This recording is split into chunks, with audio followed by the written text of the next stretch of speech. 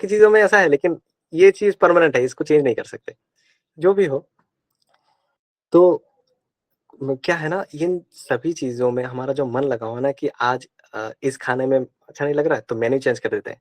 इस वीक में 7 दिन में 7 खाना खाएँगे, या फिर 3 टाइम में 3 अलग-अलग चीज़। आज ये रोटी खाएँगे, कल पालक पनीर खाएँगे। ऐसा-ऐसा हर चीज़ में हम लोगों को क्या है ना, वैरायटी चाहिए। आज इसमें मन नहीं भर रहा है, तो कल उसमें मन नहीं भर रहा है।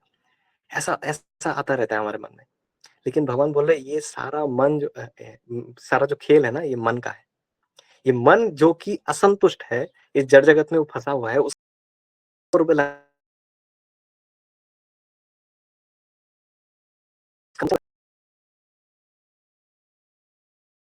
है ना, तो प्रेम इस सारे अशांत मन को क्या करते हैं, वो शांत कर देते हैं। इसीलिए हमारे जीवन में शास्त्र बताते हैं कि हमें श्री हरि को लाना चाहिए। जैसे कि हम रामायण में देखते हैं। रामायण में देखिए, सबसे पहले रामायण में सबसे पहले क्या है ना, सबसे पहला दुखी कौन है पता है रामायण में? अच्छा, रामायण सबको पता है कि नहीं पता है? ये पहले बताइए। पता है ना? रामायण में कौन लिखा है? तो मैं ऑप्शन देता हूँ, वाल्मीकि प्रभु जी। तुलसीदास जी या फिर महर्षि वाल्मीकि वाल्मीकि। वाल्मीकि जी। हाँ, हाँ, वाल्मीकि। वाल्मीकि जी, महर्षि महर्षि वाल्मीकि जी। वाल्मीकि। वाल्मीकि जी? ओके, वाल्मीकि। रामायण लिखे हैं वाल्मीकि जी, और तुलसीदास जी ने लिखा है रामचरितमानस, ठीक है? तो कभी-कभी बहुत सारे लोग रामायण और तुलसीदास जी को एक कर देते हैं। लेकिन नहीं, रामायण वाल्मीकि जी ने लिखा है, तुलसीदास जी ने रामचरितमानस लिखा है, ठीक है?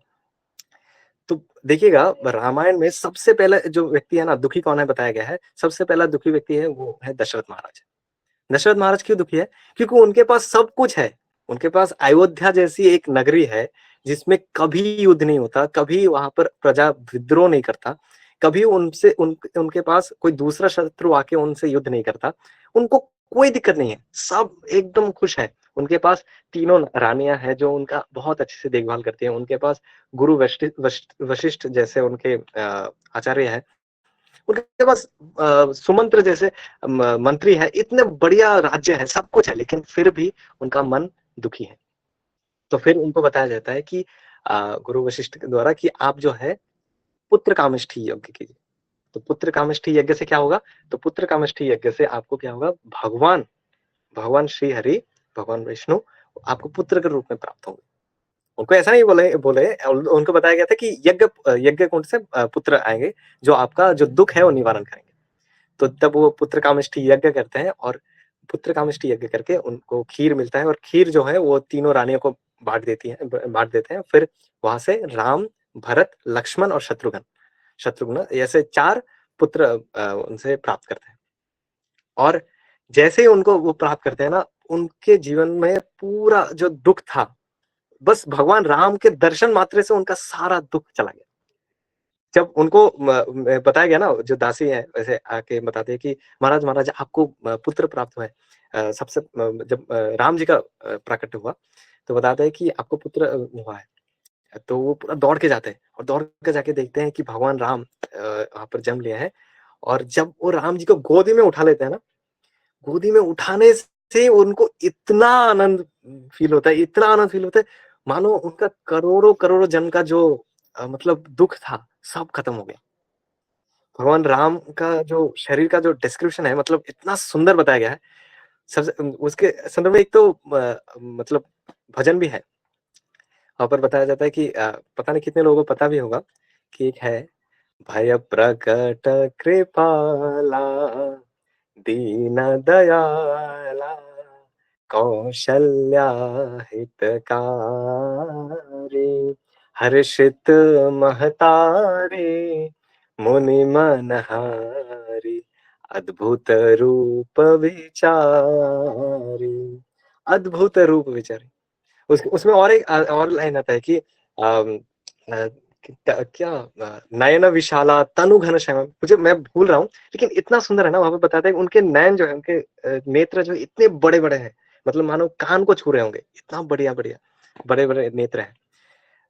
तनु मतलब उनका शरीर कैसा है? घन श्याम, एकदम मेघ जो है ना, जब बारिश से पहले मेघ का कैसा वर्ण होता है, एकदम घना श्याम जैसा वर्ण होता है ना, तो उस वैसा उनका वर्ण है शरीर का।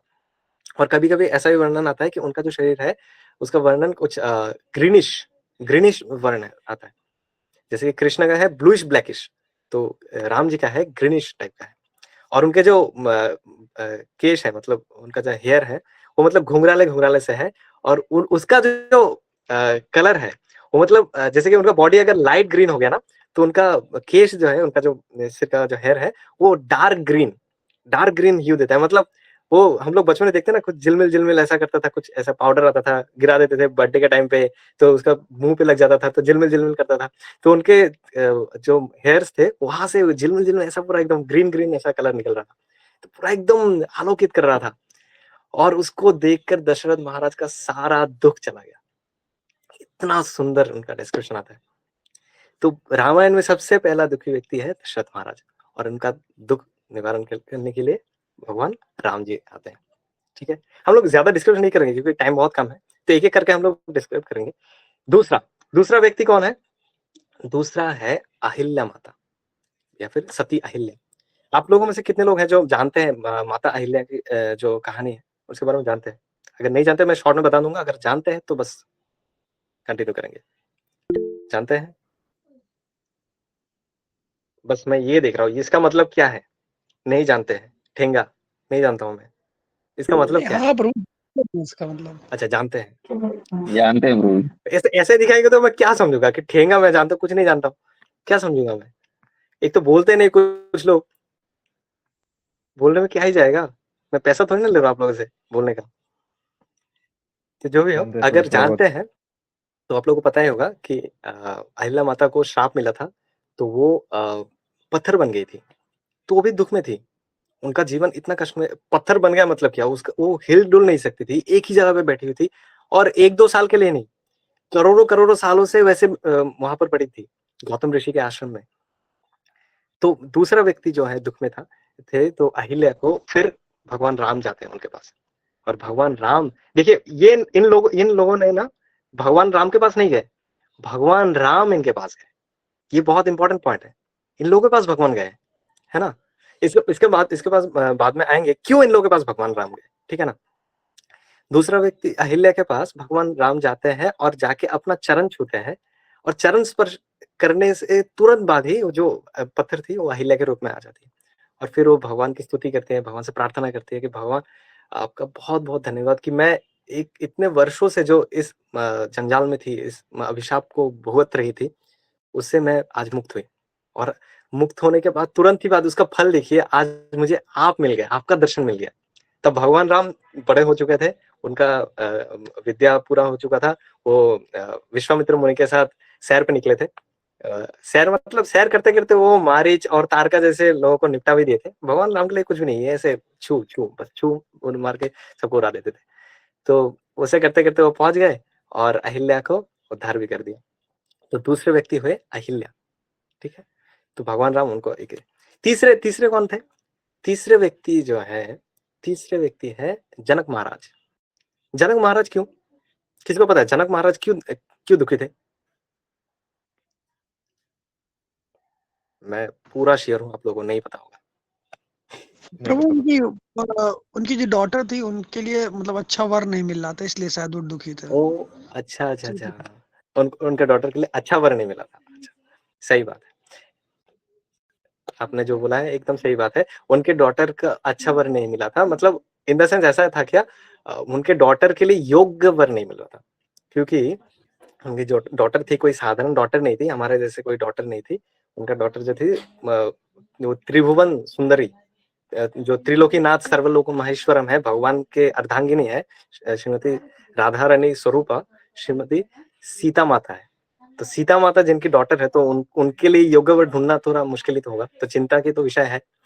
तो जनक जी इसलिए चिंतित थे क्योंकि सीता माता एक समय क्या की थी, जो शिव धनुष था, जो शिव धनुष जिसको उठाने के लिए 400 त्रेता युग के ऐसे बलशाली क्षत्रिय योद्धा लगते थे, वो लोग उठाते थे, ऐसा करके उठाते थे, और उठाने के बाद जब रखते थे ना, उनके कमर में स्लिप डिस्क हो जाता था।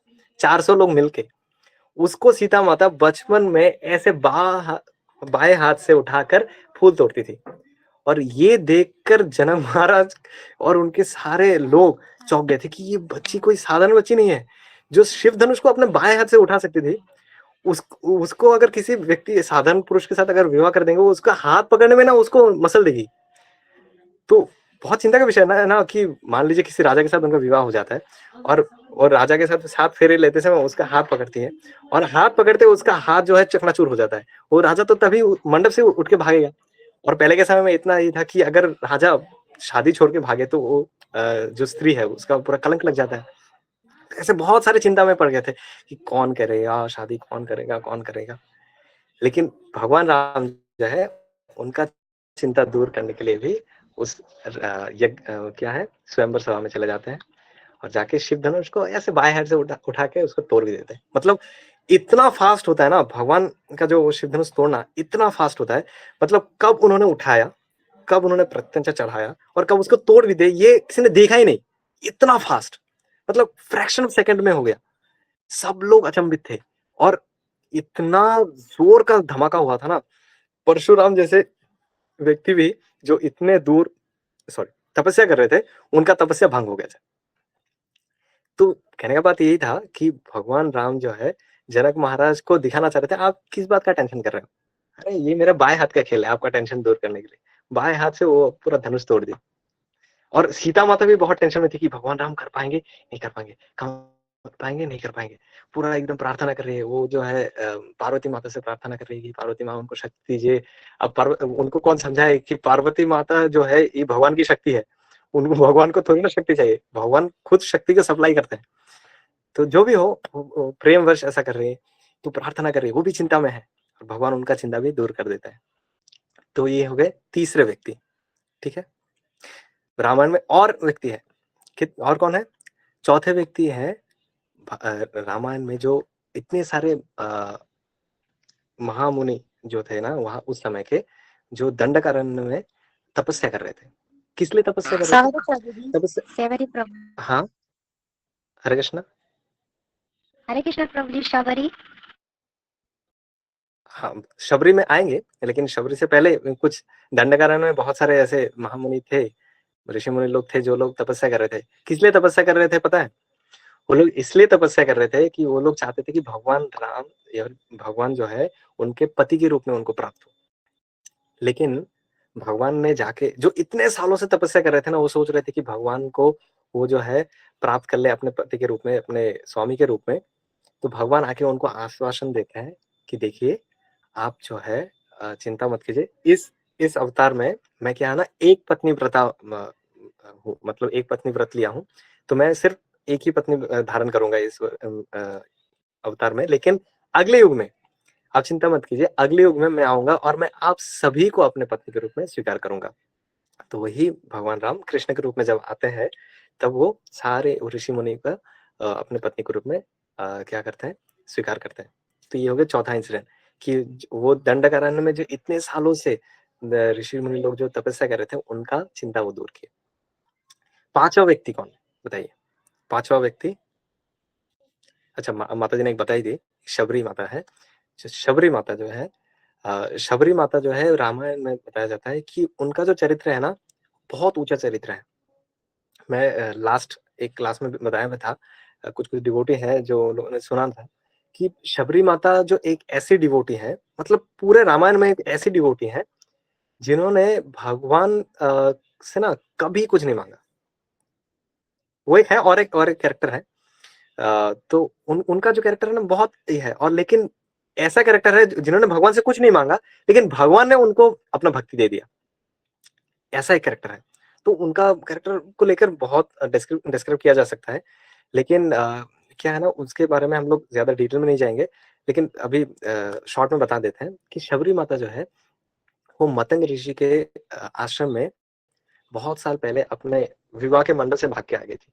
उनको वो एक बहुत नीचे मतलब शबर कुल से थी, जहां पर लोग क्या करते थे ना बहुत बलि विधान करते थे शादी के नाम पर। तो वो ये देखकर कि अपने शादी से इतने सारे जीवों का हत्या होगा, तो इस दुख के कारण वो सोचे कि नहीं मैं शादी नहीं करूंगी।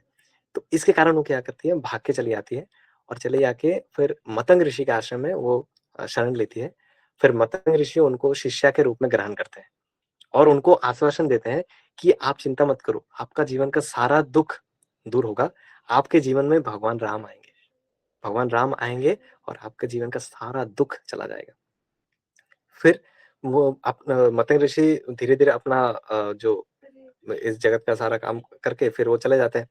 लेकिन शबरी माता जो है वो रह जाती है उसी आश्रम में और बहुत सालों तक हर दिन वो भगवान राम की प्रतीक्षा में वो बिताती है। बताया जाता है कि वो हर दिन आश्रम को इस तरीके से सजाती थी ना कि मानो आज ही भगवान राम आने वाले हैं, आज ही भगवान राम आने वाले हैं, क्योंकि उन्हें तो पता नहीं था ना कि भगवान राम कब आएंगे। उनके गुरु ने बोला था कि भगवान राम आएंगे, लेकिन ये नहीं बोला था कि कब आएंगे। अगर हमें ऐसा बोल दिया जाए, हम तो बोलेंगे भगवान अभी तो नहीं आएंगे, बहुत सालों बाद आएंगे, तो अभी आराम से रिलैक्स हो जाते हैं, बाद में मरने से पहले एक दो दिन पहले फिर ये कर लेंगे। पता है भगवान तो लास्ट मोमेंट में आते हैं, भगवान तो पुलिस जैसे है, इंडियन पुलिस जैसा लास्ट मोमेंट में आते हैं, तो भगवान भी ऐसे ही है, लास्ट मोमेंट में आएंगे। लेकिन ऐसा शबरी माता ने नहीं सोचा। उन्होंने हर दिन हर क्षण को इस तरीके से बिताया, मतलब इस भावना से बिताया, जैसे प्रभुपाद जी बताए कृष्ण भावना में बिताना, वैसे राम कॉन्शियस होकर बिताए कि आज ही भगवान राम आने वाले हैं। तो क्या करती थी, हर दिन उस आश्रम को धोती थी, उसको झाड़ू लगाती थी, उसको नए-नए फूलों से सजाती थी, उसके आस-पास में जितने सारे बेर थी, उस बेर को कलेक्ट करती थी। और बताया जाता है ना, बहुत फेमस है कि शबरी के झूठे बेर भगवान खाते हैं। तो एक्चुअली वो क्या करते थे ना, एक-एक बेर को चख के देखती थी कि ये खट्टा है कि मीठा है। कि बहुत लोग ऐसा क्वेश्चन कर सकते हैं कि बेर को चखने का क्या ज़रूरत है? लेकिन नहीं, कुछ जंगल के कुछ ऐसे बेर बेर भी होते हैं ना, जो बाहर से देखने में पता नहीं चलता कि ये कच्चे हैं या पके हुए हैं।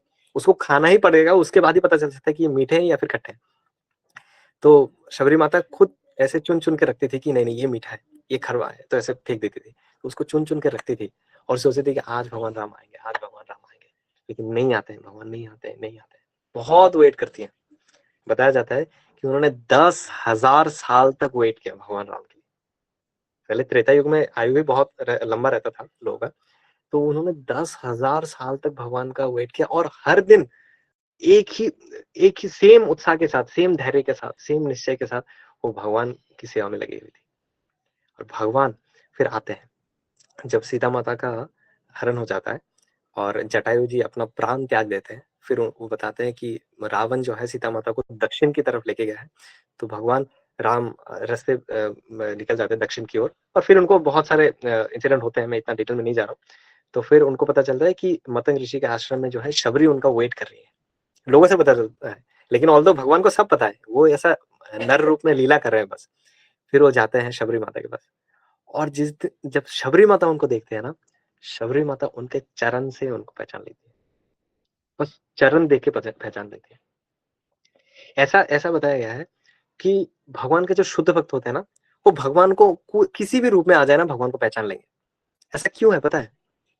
मैं एक बहुत पहले एक एग्जाम्पल सुना था कि आप किसी का अगर कोई पालतू कुत्ता है ना, किसी का अगर पालतू कुत्ता है, तो पालतू कुत्ता क्या करेगा ना, देखेगा जब उसका मालिक आता है, कभी सूट पहन के आएगा, कभी ऐसे बनियान में आ जाएगा, कभी ऐसे गमछा पहन के आ जाएगा, या फिर कभी क्या है ना एकदम ऐसा टर्बन पहन के आ जाएगा। किसी भी रूप में क्यों ना आ जाए, वो कुत्ता जो है ना अपने मालिक को पहचान ही जाता है, उसको पहचान ही जाता है। क्यों? क्योंकि वो कुत्ता जो है अपने मालिक का वफादार है। ठीक उसी तरीके से भगवान के शुद्ध भक्त जो है भगवान को पहचान ही जाते। भगवान उनसे कभी नहीं छुप सकते। इसीलिए तो भगवान गीता में भी बोलते हैं कि भक्त्या माम अभिजानाति। भक्त जो है मुझे जानते हैं, इसलिए वो मुझे पहचान जानते हैं, वो उनसे मैं नहीं छुप सकता। वो तो हर जगह मुझे देखते हैं। तो भगवान राम जब शबरी के वहां पर आए ना, उनका चरण देख के शबरी माता पहचान गई, आज मेरे प्रभु आ गए।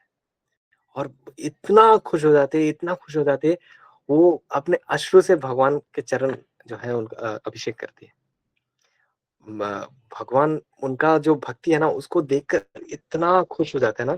एक बार इंसिडेंट ऐसा भी आता है कि भगवान को एक बार बताया जाता था, मतलब बताया गया है कि राजसभा में एक बार बहुत सब हो चुका था, जब रावण ये सब हत्या हो चुका था, सब कुछ खत्म हो चुका था। एक बार बताया बहुत सारे लोग डिस्कस कर रहे थे, तो भगवान राम बता रहे थे कि मुझे जंगल में इतने सारे लोग मिले, इतने सारे ये डिवोटी मिला, वो डिवोटी मिला, ऐसे बताते बताते जब उनको शबरी का स्मरण आता है ना, शबरी का स्मरण आते ही भगवान राम जो है मूर्छित हो जाता है। क्योंकि शबरी जो है ना भगवान राम को प्राप्त होकर इतना खुश हो गए थे ना, भगवान उनके भक्ति से बहुत संतुष्ट हो गए थे। उनके प्रेम के आगे कोई तुलना ही नहीं था, इतना प्रेम कर रही थी। और ऐसे जो बेर जो थी ना, बेर को भगवान के आगे रख दी थी, जो उन्होंने चख के रखा था। लक्ष्मण जी तो बोल रहे थे कि ये क्या कर रहे हैं भगवान, लेकिन भगवान राम उसको नहीं सोच रहे थे कि ये शबर कुल की है, ये झूठे बेर है, इसमें तो प्रॉपर वो मंत्र भी नहीं गया है, महाप्रसाद से पहले जो लगा, भोग लगाने से पहले जो मंत्र है ये सब भी नहीं किया है, कुछ नहीं। बस भगवान ने क्या किया, उनका प्रेम जो है, प्रेम देके उसको ग्रहण कर लिया। तो ये एक इंसिडेंट है जहां पर भगवान उनको रेसिप्रोकेट करता है। तो ये हो गए शबरी माता। तो कितने हुए, किसी को पता है कितना नंबर हुआ? 5। 5, ठीक है ना। दशरथ महाराज, अहिल्या, माता अहिल्या, फिर जनक महाराज, उद्दंडक अरण्य के जो महामुनि थे, ऋषि मुनि लोग, और 5वें है ये शबरी माता। छठे जो है वो बहुत इंटरेस्टिंग कैरेक्टर है, जो हम लोगों के साथ मिलते भी है। बताया जाता है कि वो बहुत हमारे कैरेक्टर से मिलते हैं, इसलिए ये बहुत इंपॉर्टेंट है। छठे जो कैरेक्टर है वो है वानर राज सुग्रीव। वानर राज सुग्रीव जो थे ना, वो उनके साथ उनका बड़ा भाई का थोड़ा मिसअंडरस्टैंडिंग हो गया था, जिसके कारण उनके बड़ा भाई उनको राज्य से निकाल दिए थे, और वो एक ऋषिमुख पर्वत में आश्रय लिए हुए थे, और वो हमेशा बहुत डरे हुए से रहते थे। क्यों? क्योंकि क्या है ना, उनका जो बड़ा भाई था बाली बहुत शक्तिशाली था, इतना शक्तिशाली था कि बताया जाता है कि बाली के सामने जो भी ओपोनेंट उसके साथ युद्ध करने आता था, उसका 50% जो शक्ति है उसके पास आ जाता था। तो वैसे ही वो बाली बहुत शक्तिशाली है, और ऊपर से ओपोनेंट का 50% अगर शक्ति आ जाए तो और शक्तिशाली बन जाएगा। तो इसी तरीके से वो और शक्तिशाली बन जाता था, इसलिए कोई उसको हरा नहीं पाता था। इवन रावण को बाली अपने काक में बहुत शक्तिशाली था। तो सुग्रीव बाली से बहुत डरा हुआ था कि बाली कब आके उसको मार ना डाले, इसलिए क्या किया था ना, उसने अपने चारों ओर मतलब अपने 4 मंत्री को रखा था। एक जाम्बवन जी थे, एक हनुमान जी थे, एक नल थे और नील थे, ठीक है। तो ये चारों मंत्री से वो रहा करते थे। तो उनका सिचुएशन भी कुछ भगवान राम जैसा ही था, बहुत दुख में थे, बहुत कष्ट में थे। उनकी पत्नी को भी उनके जो बड़े भाई है बाली ने हड़प लिया था, और वो सोच रहे थे कि कैसे अपना राज्य फिर से वापस लिया जाए, कैसे अपनी पत्नी को छुड़ाया जाए। तो फिर वो इतने में ही क्या होता है ना, भगवान राम ऋषिमुख पर्वत के आसपास आ जाते हैं, और सुग्रीव को पता चल जाता है कि कोई तो आया है, मतलब उनके गुप्तचर से पता चलता है कोई तो आया है ऐसे तीर धनुष लेके, और वो सोचने लगता है कि इसको शायद वाली ने भेजा होगा, क्योंकि वाली को एक श्राप मिला था कि वो ऋषिमुख पर्वत में नहीं आ सकता था। तो क्या करता था वो, त्रिसंध्या जब करने जाता था ना, तो त्रिसंध्या करने के लिए वो चारों समुद्र में ऐसा ही लगाता था, मतलब चारों मतलब समुद्र में जाता था, ऐसा कुछ मुझे याद है। तो क्या करता ना, ऐसे जंप मार के जाता था, और ऋषिमुख पर्वत में जहां पर सुग्रीव बैठा हुआ था उसके सर पे ऐसे लात मार के ऐसे उड़ के जाता था। तो सुग्रीव मान लीजिए ऐसे बैठा है, अचानक से ऐसे टॉप करके ऐसे कौन आया, ऐसा कौन कौन मार के गया। फिर वो सोचने लगता था कौन मार के गया। फिर वो सोचता था कि अरे इस टाइम का तो, ये तो संध्या का टाइम है, ये जरूर वाली का काम होगा। तो ऐसे बहुत बार वो क्या करता था, सुग्रीव को मारने का प्रयास करता था। तो एक बार क्या किया था ना, हनुमान जी उसके वाली को पकड़ लिए थे। तो हनुमान जी उसको पकड़ लिए थे। तो वाली जो है ना पूरा डर गया था, अब क्या करे, मुझे छोड़ो छोड़ो छोड़ो छोड़ो, मतलब वो पूरा ये कर रहा था। और हनुमान क्या कर रहे थे, वो ऋषिमुख पर्वत के जमीन में उसका पैर छुआने वाले थे। तो हनुमान जी डर रहे थे, छुआ दो छुआ दो छुआ दो, ऐसे छुआ दो। तो भाई बोले नहीं नहीं नहीं, मुझे मत मत छोड़ो, मत छुआओ, मैं तो मर जाऊंगा ऐसे करके, मैं और नहीं करूंगा नहीं करूंगा, ऐसा करते करते करते बोले क्या और कभी नहीं करूंगा। तो ऐसे करके हनुमान उसको फेंक देते। तो वाली को एक बार हनुमान जी को जो शक्ति है उसके बारे में थोड़ा पता चला था, तो समझ गया था कि हनुमान जी से ये नहीं कर सकते, पंगा नहीं ले सकते थे। तो तो वाली अब खुद नहीं आ सकता था, लेकिन वो किसी को भेज तो सकता था। तो सुग्रीव इसी डर में हमेशा रहते थे, हमेशा चिंता में रहते थे, क्या होगा क्या होगा। तो सुग्रीव तो इतना डरे हुए थे, वो तो पूरा भारत का चप्पा चप्पा जानते थे, मतलब वो वाली के डर में पूरा दुनिया घूमे थे, कहाँ मैं सेफ रहूं, कहाँ सेफ रहूं, ऐसा सोच सोच के सब जगह घूमे थे। बाद में उसको पता चला कि ऋषिमुख पर्वत सेफ है, इसीलिए वहां पर बैठ गए। लेकिन जब भगवान राम आए ना, तो वो पहचान नहीं पाए। तो क्या सोचे कि ये भी वाली का ही कोई दूत होगा। तो क्या किया ना, उनको भेज दिया हनुमान जी को। सोचा कि हनुमान जी तो बहुत चालाक है, तो जाके पता लगाए कि ये है कौन। फिर हनुमान जी जाते हैं एक ब्राह्मण का रूप धर के, और जाके वहां उनको खबर लेते हैं। हनुमान जी पूरा एकदम पंडित की तरह पूरा बोले जा रहे हैं अपने प्रभु के सामने। और भगवान जो है ना, भगवान का नेचर कुछ अलग तरीके का है। भगवान भगवान को प्रेम से बुलाएंगे ना, भगवान बहुत मानते हैं। शास्त्र में मतलब क्या है ना, एक श्लोक आता है, वहां पर बताते हैं कि भगवान ऐसे व्यक्ति है जहाँ जो व्यक्ति, जो गोपी लोग है ना, गोपियों के घर में जो कीचड़ है ना, कीचड़ में रहने के लिए वो मतलब गोप सखा, इनके घर में जो कीचड़ है उसमें खेलना पसंद करता है। मतलब और कहाँ जाना पसंद नहीं करते, वैसे ब्राह्मण के घर में जाना पसंद नहीं करते जहां पर वेद मंत्रों का उच्चारण किया जा रहा हो पूरा एकदम अहंकार के साथ, और पूरा एकदम अच्छी तरीके से कुंड सजाया गया हो, सब जगह पूरा एकदम आसन बिछाया गया हो, पूरा एकदम नीट एंड क्लीन एकदम जगह हो। लेकिन वहां पर क्या है ना, प्रेम ना हो, भगवान वैसे जगह नहीं जाना पसंद करते। तो भगवान का नेचर कुछ अलग ही है, वो प्रेम की भाषा समझते हैं। तो कोई अगर ज्ञान ज्यादा झाड़ने लग जाता है ना, भगवान को पसंद नहीं आता, ये क्या इतना ज्ञान झड़ रहा है। तो ना हनुमान जी बोल रहे हैं तो भगवान को उतना पसंद नहीं आ रहा है, तो भगवान थोड़ा पीछे चले जाते हैं। तो लक्ष्मण जी को बोले आप डील करो इनसे। तो हनुमान जी बोल रहे कि आप बताइए आप लोग कौन है। तो पूरा एकदम संस्कृत में बोले जा रहे हैं।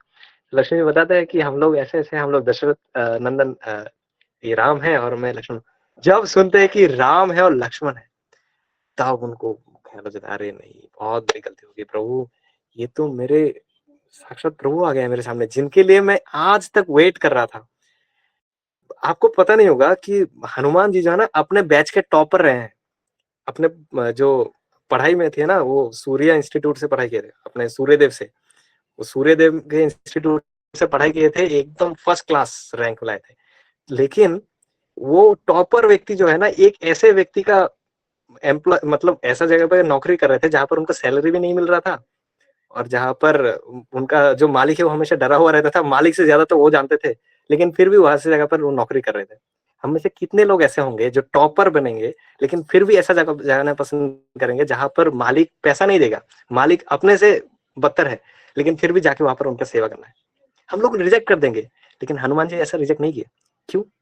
क्योंकि उनको पता था कि भले ही मुझे यहाँ पर सैलरी ना मिले, भले ही यहाँ पर मेरा बॉस मुझसे ज्ञानी ना हो, भले ही मैं यहाँ पर अनुकूल परिस्थिति में ना हो, भले ही मेरे पास कोई सिक्योर जॉब ना हो, कुछ भी ना हो, लेकिन यहाँ पर मुझे मेरे प्रभु मिलेंगे। ये बात जो है ना, उनको पता था, उनके गुरुदेव ने बताया था कि आप जो है सुग्रीव के पास जाओ, सुग्रीव का उनका देखभाल करो, उनकी रक्षा करो, उनकी सहायता करो।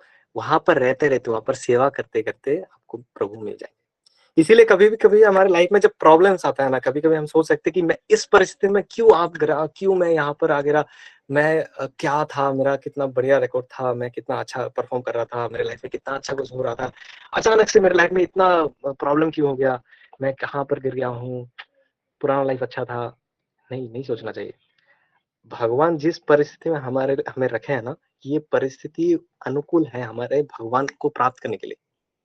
हमें पैसा मिल सकता है, लोग मिल सकते हैं, फेम मिल सकता है, नेम मिल सकता है, सब कुछ मिल सकता है। अगर भगवान ना मिले तो वो जीरो के समान है। और अगर ये सब कुछ ना हो, लेकिन अगर भगवान हो जाए ना, तो सब कुछ आ सकता है। तो यही हनुमान जी के साथ था। तो हनुमान जी ने उसी सोच को रखते हुए भगवान ने क्या किया, सुग्रीव के पास रहे थे। और जिनका वेट इतने सालों से कर रहे थे प्रभु राम का, और प्रभु श्री राम आज सामने आ गए थे, वहां पर वो क्या कर रहे थे, अपना पांडित्य दिखा रहे थे। तो उनको बहुत रिग्रेट फील हुआ। फिर वो क्षमा मांगते हैं, और क्षमा मांगने के बाद फिर प्रभु भगवान राम उनको गले लगाते हैं। फिर वो लेके जाते हैं सुग्रीव के पास। और फिर सुग्रीव जो है उनको पूरा पहले क्या कहते हैं ना, हनुमान जी क्या है ना, सुग्रीव को बताते नहीं है कि मतलब भगवान हनुमान जी जो है राम जी को नहीं बताते कि सुग्रीव आपके बारे में जानता है। वो सीधा बोल देते हैं कि सुग्रीव जो है आपका बहुत बड़ा भक्त है। और तो सुग्रीव काहे का भक्त है, वो तो जानता भी नहीं राम कौन है। तो वो सीधा बोल देते कि सुग्रीव जो है आपका बहुत बड़ा भक्त है, आप चलिए, वो आपकी भी मदद करेंगे। फिलहाल वो थोड़े दिक्कत में है, लेकिन अगर वो अपना राज्य मिल जाता है ना, तो आपकी मदद जरूर करेंगे। तो हनुमान जी अपना बुद्धि लगा देते हैं यहाँ पर, लगा के और क्या करते हैं, वो सुग्रीव के पास चले जाते हैं। तो भगवान राम को गुफा के बाहर बैठा के वो क्या करते हैं, सुग्रीव के पास जाते हैं और बताते हैं कि भगवान राम कौन है, ये परम परम भगवान है, ये इनके पास अनंत शक्ति है, इनके पास अगर कोई शरण में चला जाता है उसका सारा दुख खत्म हो जाता है। हे सुग्रीव, आप जो इतने दुख में है ना, आप भगवान राम का शरण लीजिए, इनसे मित्रता कीजिए। ये मित्रों के मित्र हैं, ये सुहृदम सर्वभूतानाम, ये सारे जीवों के सुहृद हैं। सबका अगर कोई अच्छा भला सोच सकता है तो यही व्यक्ति है। आप इनसे मित्रता कीजिए, आपके सारे कठिन समय जो परिस्थितियां हैं सारा दूर हो जाएगा। इनके चुटकी से ये सब कुछ दूर हो सकता है, तो आप इनसे ही कीजिए। तो हनुमान जी के इन्फ्लुएंस से सुग्रीव मान जाते हैं कि हाँ मैं इनसे ही करूंगा। फिर वो जाते हैं, फिर भगवान राम को अपने जीवन में लेके आते हैं। फिर भगवान राम क्या करते हैं, सुग्रीव के जीवन का जो कष्ट था, वाली को हत्या करके उसको निवारण करते हैं। तो मैं उतना डिटेल में नहीं जा रहा हूँ, इसमें शिक्षा बहुत है, रामायण से शिक्षा लेने बहुत है, लेकिन आज हम लोग का पर्पस ये है कि हम लोग ये जानेंगे कि रामायण में कौन से ऐसे ऐसे कैरेक्टर्स हैं जिनके जीवन में भगवान राम आते हैं और उनका जीवन का दुख निवारण करते हैं। तो ये हो गया छठा, सुग्रीव। ऑल्दो सुग्रीव का कैरेक्टर हम लोगों से क्यों मिलता जुलता है पता है? क्योंकि भगवान क्या है ना, हम लोग के लाइफ में भी आते हैं और भगवान आके हम लोग के बहुत सारे कष्ट जो है दूर कर देते हैं, लेकिन हम भी जो है सुग्रीव की तरह भूल जाते हैं। जैसे कि सुग्रीव क्या कहते हैं ना, वो 4 महीने में वो भूल गए थे कि भगवान को मैं क्या वचन दिया था कि अगर मेरा परिस्थिति ठीक हो जाएगा तो मैं भगवान की हेल्प करूंगा। तो 4 महीने तक जब भगवान देख रहे हैं कि वो हेल्प नहीं कर रहे हैं, तो लक्ष्मण जी को भेजते हैं। तो वहां से ये भी शिक्षा आता है कि सुग्रीव जी एक जीवात्मा के रिप्रेजेंट करते हैं कि एक जीवात्मा क्या है ना, उसके जीवन में भगवान कितने भी कोई प्रॉब्लम क्यों आ जाए, भगवान उसको हेल्प कर देते हैं, उसको वहां से निकाल लेते हैं। और वो प्रॉब्लम के टाइम में भगवान को तो जरूर बोलता है कि भगवान एक बार यहाँ से निकाल दो ना, बस एक बार मेरा ये नौकरी लग जाए, भगवान एक बार मेरा शादी हो जाए, एक बार ये गाड़ी मिल जाए, ये घर मिल जाए, ये बिजनेस सेट हो जाए, सब मैं उसके बाद जो भक्ति करूंगा ना भगवान, इतना अच्छे से भक्ति करूंगा, इतना मदद करूंगा ना, वैष्णव की सेवा करूंगा ना भगवान, पूछो मत। और जब भगवान दूर कर देते हैं ना, तब हम भी सुग्रीव की तरफ भूल जाते हैं। तो इसी फिर लक्ष्मण जैसे गुरु हमारे जीवन में आते हैं और हम लोग को डांट फटकार लगा के हम लोग को सुधारते हैं। तो इसलिए सुग्रीव का कैरेक्टर हम लोगों से बहुत मिलता जुलता है कि हम लोग जब कठिन परिस्थिति में पड़ भी जाए ना, हम लोग प्रॉमिस जो करते हैं ना, वो बहुत सोच समझ के करना चाहिए, क्योंकि हम लोग टेंडेंसी हम लोग भूल जाएंगे। इसीलिए बेस्ट है कि साधु संग में रहना, बेस्ट है कि गुरु के अनुगत्य में रहना।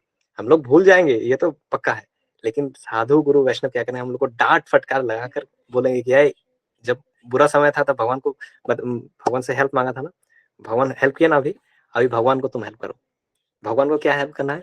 भगवान को ये हेल्प करना है कि आप भगवान की जो भक्ति है आप खुद भी आचरण कीजिए और लोगों को भी इसके बारे में बताइए। जन्म सार्थक करी करो परो उपकार, जो चैतन्य महाप्रभु ने बताया है कि इससे भगवान को हेल्प करना है। हमें खुद भी अच्छे से भक्ति करना है और लोगों को भी इंस्पायर करना है कि हम अच्छे से भक्ति करें। तो ये हो गया छठा कैरेक्टर सुग्रीव जी। आज के लिए जो अंतिम कैरेक्टर है, जिनके जीवन में जो दुख था, जो कष्ट था, जिनके जीवन में जो दुख कष्ट को क्या हुआ ना, मिटाने के लिए भगवान राम आते हैं, तो वो है विभीषण जी। ठीक है, विभीषण जी का केस क्या है ना, विभीषण जी देखिए वो क्या है ना, लंका जैसे जगह में रहते थे, जहां पर उनका बड़ा भाई कौन है, बड़ा भाई रावण, उससे मंझले भाई कौन है, मतलब छोटे भाई कौन है, कुंभकर्ण, जो इतने बड़े बड़े राक्षस है। रावण क्या है ना, रजोगुण का प्रतीक है। रजोगुण मतलब कैसा है? रजोगुण मतलब जो स्त्री पुरुष का आकर्षण है। रजोगुण मतलब क्या है, जो मेटेरियल वर्ल्ड में सोचना चाहता है ना, सब लोग ऐसे सोचते हैं ना कि मैं आगे चला जाऊं, मैं हमेशा टॉप में रहूं, मैं ये कर लूं, मैं ये बिजनेस सेटअप करूं, मैं अपना यूट्यूब चैनल खोल लूं, मैं क्यों दूसरों को देखूं, मुझे लोग देखना चाहिए, मैं क्यों लोगों के पास जाऊं, लोग मेरे पास आना चाहिए। ये जो भाव रखने वाले लोग हैं ना, ये रजोगुण से आता है। स्त्री पुरुष के प्रति जो ज्यादा आकर्षण होता है, ये रजोगुण का प्रतीक है। तो रावण इसका पूरा एम्बॉडीमेंट था, उसका पर्सोनिफिकेशन था। रावण को कोई ऐसा पसंद नहीं था कि कोई बोल दे कि ये जो है ना आपसे श्रेष्ठ है। रावण को पसंद नहीं था, नहीं मैं सबसे श्रेष्ठ हूँ, रावण ऐसा सोचता था। और कुंभकर्ण जो थे, ये तमोगुण का प्रतीक है। कुंभकर्ण हमेशा 6 महीना सोते हैं, 6 महीना खाते हैं, तो ऐसा है।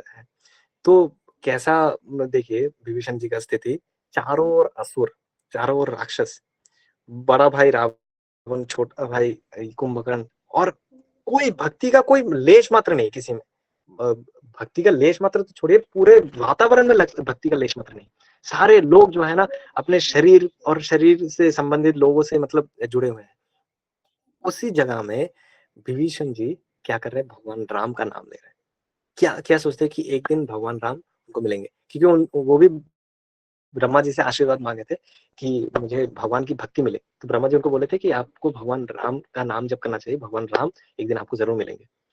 तो विभीषण जी देखिए इतने कठिन परिस्थिति में थे, जहां पर वो क्या कर रहे थे ना, एक तरफ सीता माता को खुल के सपोर्ट भी नहीं कर पा रहे, क्योंकि सीता माता को जो रावण हर के ले आया था, अगर वो खुल के सपोर्ट करेंगे तो अपने भाई के विरुद्ध हो जाएंगे, और ऊपर से अपने भाई को सपोर्ट भी नहीं कर पा रहे। तो हमेशा मतलब वो द्वंद में रहते थे, बहुत परेशानी में रहते थे। लेकिन फिर भी उस परिस्थिति में वो क्या कर रहे थे, भगवान का नाम नहीं छोड़ रहे थे। भगवान को वो क्या कर रहे थे, पकड़ के हुए थे, भगवान के नाम को पकड़े हुए थे। एक बहुत बढ़िया इंसिडेंट भी आता है कि वहां पर बताता है कि अच्छा, टाइम बहुत हो रहा है, 5-6 मिनट ज्यादा लूंगा तो दिक्कत नहीं है ना? नहीं ब्रो, कोई अगर बोलेंगे तो बहुत जल्दी कंक्लूड कर देंगे। अच्छा, अगर दिक्कत नहीं तो थोड़ा कंटिन्यू करते हैं। तो नहीं, नहीं, एक बार क्या हो ना, विभीषण जी के घर पे ना क्या है ना, राम राम राम राम राम राम राम राम ऐसा लिखा हुआ था। तो रावण जो क्या है ना, ऐसे ऐसे होम विजिट आ जाता है, सडन विजिट आ जाता है। तो विजिट करने आ गए, आके देख रहे हैं विभीषण जो है पूरा एकदम राम राम राम राम लिखा हुआ है। उसका दिमाग एकदम फिर गया, तुम मेरा भाई होकर मेरे शत्रु के नाम लिख लिख लिख के बैठे हो और उनका नाम ले रहे हो। उनको बहुत गुस्सा आ गया। तो विभीषण का जी का प्रेजेंस ऑफ माइंड देखिए, वो बोल रहे कि अरे भैया आप समझे नहीं, एक्चुअली मैं राम जी का नाम नहीं लिखा हूँ, आपका जो शत्रु है मैं उसका नाम नहीं लिखा हूँ। तो उसका नाम नहीं लिखा, तो फिर तो बोले कि रा का मतलब है रावण। अच्छा, रा का मतलब रावण, और माँ का मतलब है मंदोदरी, रावण की पत्नी मंदोदरी। तो यहाँ पर जो रावण है, एक्चुअली रावण और मंदोदरी को एक करके मैंने राम लिखा है। मैं आप दोनों का नाम जब कर रहा हूँ भैया, मैं आपको छोड़ के किसी को प्यार कर सकता हूँ भैया? आप ही बोले मैं आपका छोटा भाई हूँ, मैं कैसे आपको त्याग दूंगा? ऐसे करके पूरा पटा लिया। तो रावण जो है बहुत खुश हो गया, अरे वाह, मैं तो कभी सोचा ही नहीं था रावण मंदोदरी भी हो सकता है। तो क्या बोले, बहुत बढ़िया, आप पूरे लंका में ऐसे चुनवा दो कि राम राम राम राम ऐसे लिख दो, रावण मंदोदरी मतलब राम। तो ऐसे पूरा लंका में दिखा देते। तो ऐसा होता है। तो जो भी हो, तो विभीषण जी मतलब बहुत प्रेजेंस ऑफ माइंड से चला करते थे। तो कैसे डिप्लोमेटिकली चीजों को हैंडल किया जाए। इसलिए ना, जब हनुमान जी जब आए भी थे, उनको जब पूछ में आग भी लगाया जा रहा था ना, तो वो ऐसा नहीं बोल रहे थे कि राम भक्त हनुमान जी को ही करो, ऐसा नहीं, ऐसा मत कीजिए, भगवान के भक्त के प्रति अपराध मत कीजिए। वो ऐसा बोल रहे थे कि किसी भी दूत को ऐसा अपमान मत कीजिए, दूत को मृत्यु दंड मत दीजिए। तो वो सीधा खुल के सपोर्ट भी नहीं कर पा रहे, लेकिन उनको ये भी नहीं कर पा रहे। तो हमेशा वो उनका ऐसा रहता था। लेकिन हद तो तब हो गया ना, जब उनके भाई जो है रावण, उनको क्या करते हैं, अपने देश से निकाल देते हैं। वो इतने टाइम तक उनका सपोर्ट कर रहे थे, लेकिन देखिए क्या हो गया, जब अंतिम समय में आया तो रावण क्या करते हैं, विभीषण जी को त्याग देते हैं, कि बोलते हैं कि तुम मेरे भाई होकर भगवान राम का सपोर्ट कर रहे हो। तो वो मानते नहीं है, फिर विभीषण जी को लात मार के भगा देते हैं। तो विभीषण जी को बहुत दुख आता है, दुख पहुंचता है कि जिन भाई का मैं इतने दिनों तक सेवा किया, उनको सही रास्ता दिखाने का प्रयास किया, उनको बचाने का बहुत कोशिश किया, लेकिन फिर भी वो मेरा बात नहीं मान रहे हैं ना। तो बोल रहे हैं कि अभी तो लंका में उनका जगह है नहीं, तो कहाँ जाएंगे, तो कहाँ जाएंगे? फिर वो सोचे कि नहीं ठीक है, तो अभी मेरे पास और कोई रास्ता है नहीं, भगवान राम तो लंका में ही है, क्योंकि भगवान राम तो पहुंच गए थे तब तक लंका में, अपना शिविर लगा दिए थे युद्ध से पहले ही। तो फिर वो जाके भगवान राम के शरण में चले जाते हैं, और फिर भगवान राम उनको शरण में ले लेते हैं। लेकिन उसमें ये भी इंसिडेंट आता है कि बहुत सारे लोग हैं, उनको ये कर रहे थे, भगवान राम को बता रहे थे कि भगवान इनको ना सपोर्ट मत कीजिए, क्योंकि ये राक्षसों की कोई माया हो सकती है, इनको इनको भरोसा मत कीजिए, इन पर भरोसा करने लायक नहीं है लोग। तो बहुत सारे लोग बहुत कुछ बोल रहे थे, कि कोई लोग बोल रहे थे कि इनको स्वीकार कर लीजिए, कोई लोग बोल रहे थे कि इनको स्वीकार मत कीजिए। भगवान राम ने क्या देखा, क्या करते हैं, हनुमान जी से पूछा, क्योंकि हनुमान जी क्या है ना, लंका में जा चुके हैं और वो विभीषण जी से मिल भी चुके हैं, तो जानते हैं। तो भगवान राम ने एक बार हनुमान जी से पूछा कि हनुमान तुम्हारा क्या मत है, क्या विभीषण जी को कर सकते हैं? तो हनुमान जी बोलते हैं कि भगवान, एक्चुअली मैंने सामुद्रिक शास्त्र पढ़ा है। तो सामुद्रिक शास्त्र मतलब क्या होता है ना, आपके फेस रीडिंग कर सकते हैं, पाल्मिस्ट्री, फेस रीडिंग, ये सब कर सकते हैं। तो हनुमान जी को ये सब भी पता था। तो वो बोल रहे हैं कि भगवान मैंने सामुद्रिक शास्त्र पढ़ा है, तो उसके हिसाब से इनका जो चेहरा है ये देख के पता चल रहा है कि इनको आप संदेह नहीं कर सकते, इन पर विश्वास कर सकते हैं, क्योंकि इनका जो रूप है ना, कोई व्यक्ति जब भगवान राम का नाम लेता रहता है ना, निरंतर भगवान राम का नाम लेता है, भगवान कृष्ण का नाम लेता है ना, तो उसमें कुछ ऐसा दिव्य ये आ जाता है, उसका सिम्टम दिखता है, उसके चेहरे पे दिखता है वो सब। तो इनके मुख में जो कि राम नाम है, तो इसके रूप में भी राम रूप दिख रहा है मुझे, तो इसीलिए इन पर भरोसा आप कर सकते हैं। तो भगवान हनुमान जी का वो बात मानकर फिर विभीषण जी को स्वीकार कर लेते हैं। और भगवान जानते हैं विभीषण जी के हृदय में क्या है, वो सब कुछ जानते हैं। और भगवान ने तो ये व्रत भी लिया है ना कि सकृत एव प्रपन्न यस तवास्मिति च याचते अभयम सर्वदा तस्मै ददामि एतत् व्रतम मम। भगवान ने एक व्रत भी लिया ना कि अगर कोई व्यक्ति जीवन में एक बार भी बोल दे कि हे भगवान, मैंने आज तक जो किया किया, मैंने जितनी सारी गलती की, बस आज से मैं प्रभु मैं आपका हूँ, बस आज से मैं आपका हूँ, कृपया आप मुझे स्वीकार कर लीजिए, मैं आपकी शरण में आ गया हूँ। तो भगवान बोल रहे हैं कि कोई अगर एक बार भी जीवन में बोल देगा ना, तो मैं उसका हमेशा हमेशा क्या करूंगा, सर्वदा तस्मै ददामि एतद् व्रतम मम। क्या क्या ददामि? अभयम ददामि एतद् व्रतम मम। ये मेरा व्रत है कि उसको मैं हमेशा अभय प्रदान करूंगा, उसको मैं हमेशा रक्षा करूंगा। कि अगर कोई व्यक्ति एक बार मुझे बोल दे कि हे प्रभु, आज से मैं आपका हूँ, हे प्रभु मैं इतना गलती किया हूँ, इतने जन्मों जन्मों तरह से करते आ रहा हूँ, उसका संस्कार इतना बैठ गया ना प्रभु, मैं चाहते हुए भी अभी पाप ही करना चाहता हूँ, मुझे अच्छा काम करने के लिए मेरा कोई रुचि है नहीं, लेकिन फिर भी प्रभु आज से मैं आपका हूँ, मैं आपकी शरण में आ गया हूँ। अगर कोई ऐसा बोल देगा ना, भगवान उसको स्वीकार कर लेंगे और भगवान उसको सारा अभय प्रदान करेंगे।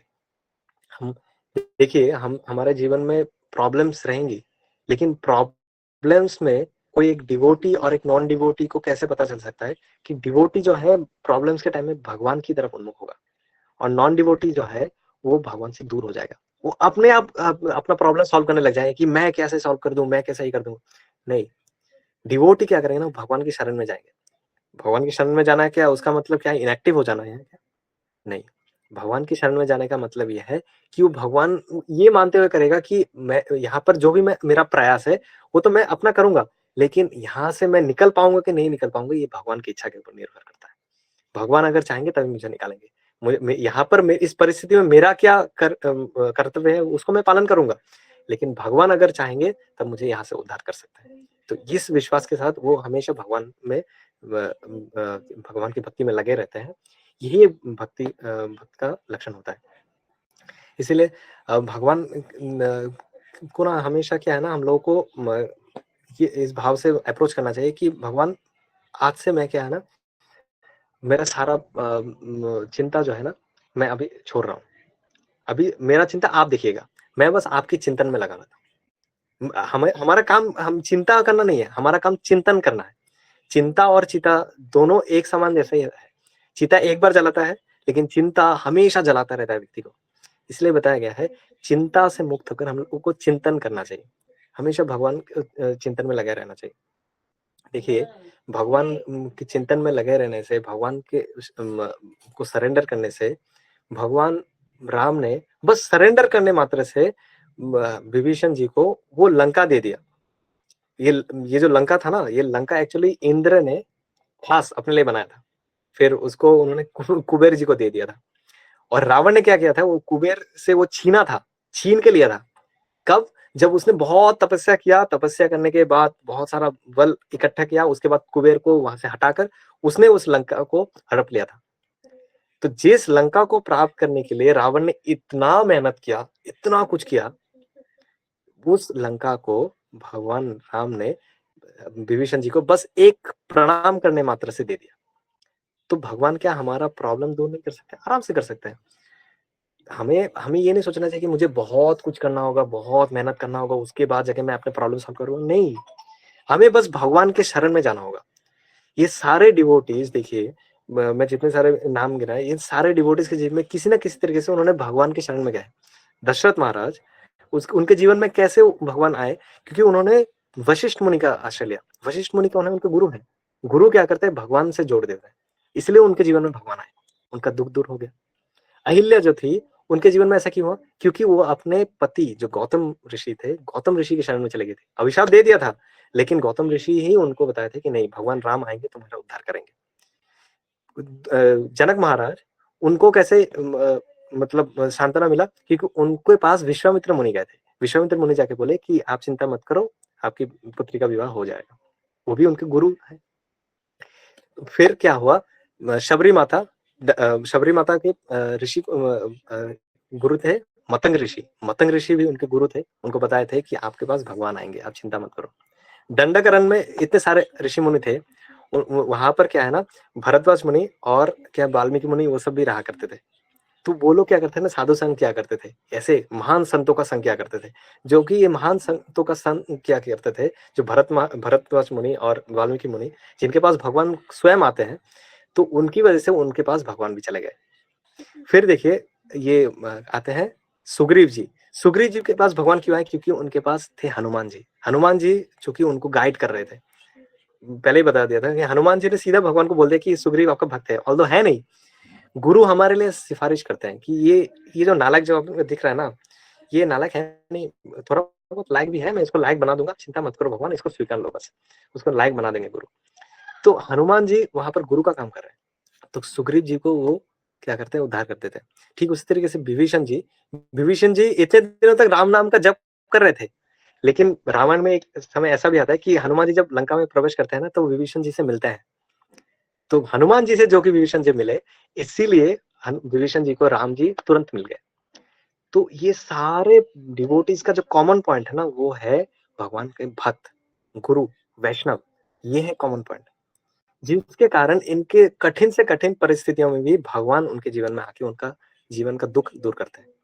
जीवन का दुख दूर करना ये नहीं कि आपका जीवन सेटल कर देना। जीवन का दुख दूर करने का मतलब ये है आपके जीवन में भगवान आ जाना।